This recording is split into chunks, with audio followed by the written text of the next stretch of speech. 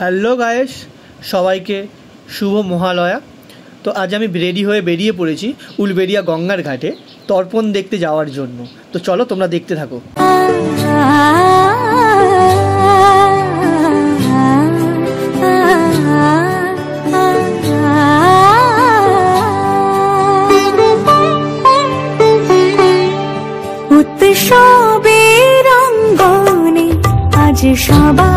তো অন্য বছরে আমি অনেক ভোরবেলায় যাই, এবছর ভোরবেলা প্রচুর পরিমাণে বৃষ্টি হয়েছে তোমরা জানো, তাই জন্য অত ভোরে যেতে পারিনি। প্রায় যেতে যেতে আমাদের 6:30 বেজে গেছে, 6:30 পৌনে 7টা বেজে গেছে।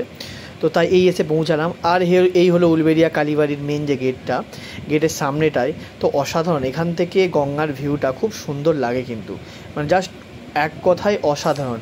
আর পাশেতে সবাই চান করে উঠে ওই বিভিন্ন ধরনের দান সামগ্রী দিচ্ছে। এই জায়গাটায় আমার দেখে এইটু খুব মায়া লাগলো। দেখো এনারা এখানে দান সামগ্রী গ্রহণ করছে আর বাচ্চারা কি সুন্দর ওখানে ঘুমোচ্ছে, মানে দেখে জাস্ট মায়া লাগছে, ওই জন্য ভিডিওটা করলাম।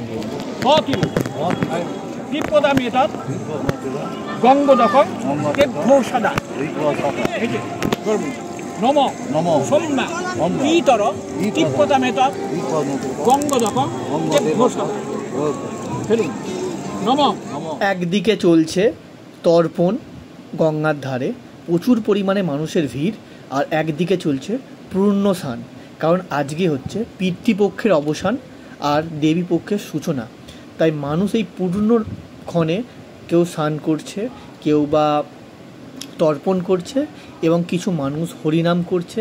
আলাদাই কিন্তু আজকে এনভায়রনমেন্ট ছিল উলবেড়িয়া কালীবাড়ির।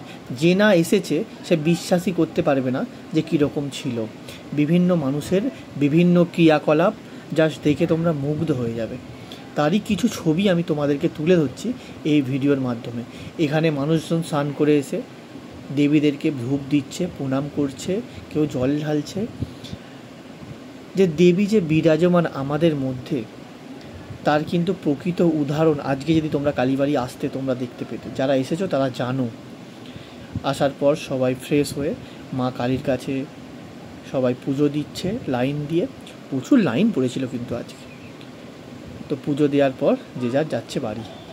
তো আজ পুচকেকে নিয়ে প্রথম বছর গেলাম উলবেড়িয়া কালীবাড়ির তর্পণ দেখতে। তো তোমাদের ভিডিওটা কেমন লাগলো অবশ্যই জানিও, আর যদি ভালো লাগে বন্ধুদের মাধ্যমে শেয়ার করে দিও। নেক্সট ভিডিও নিয়ে খুব তাড়াতাড়ি হাজির হচ্ছে। তো চলো, বাই।